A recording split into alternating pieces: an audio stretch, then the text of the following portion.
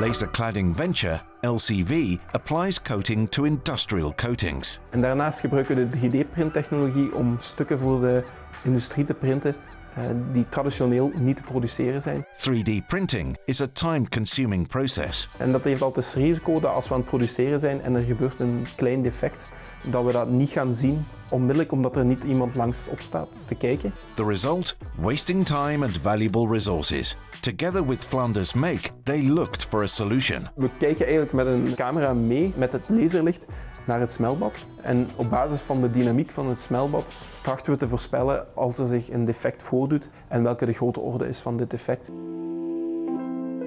LCV wants to implement the solution to its other activities. We zouden de opgebouwde kennis rond het 3D-printen willen overdragen naar onze coatingsactiviteiten, waardoor dat wij ook daar die tijd en die materiaalkost kunnen besparen. Would you like to know more about the online monitoring process for laser melting? Contact Flanders Make.